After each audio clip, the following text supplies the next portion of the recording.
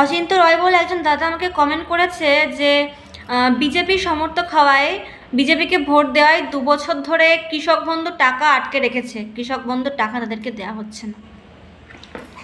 তো এটা আমাকে কমেন্ট করে জানায়। আমি কাল রাতে কমেন্টটা আগেই করেছিল, বাট আমি কমেন্ট তো সবসময় চেক করা হয় না, তো আমি একটা নির্দিষ্ট দিনে কমেন্টগুলো চেক করি। তো কালকে যেমন চেক করলাম, অনেক কমেন্ট পড়ি, তার মধ্যে এই কমেন্টটাও ছিল এবং আমার মনে হলো যে আপনাদের সামনে তুলে ধরা উচিত। তো এর আগে আমরা শুনেছিলাম যে বিজেপির সমর্থক হওয়ায় মেয়েরা, মায়েরা লক্ষ্মীর ভাণ্ডার পাচ্ছে না, তারপরে ঘর পাচ্ছে না। তো এখন দেখছি কৃষক বন্ধু টাকাও দিচ্ছে না। শুধুমাত্র কিন্তু মহিলাদের মারছে না, পুরুষ মানুষদেরও মারছে এরা। আমি জানি না যে আর কত বঞ্চিত হবে যারা বিজেপি কর্মী, যারা বিজেপি করে, যারা বিজেপি সমর্থক, তারা আর কত বঞ্চিত হবে, আমাদের বাংলার মানুষের কত বঞ্চিত হবে আমি জানি না। এবং যতদিন না এই দুর্নীতি এদেরকে আমরা বাংলা থেকে দূর করতে পারবো, ততদিন এই দুর্নীতি চলবে এবং আমাদের বাংলার মানুষ বঞ্চিত হয়ে যাবে।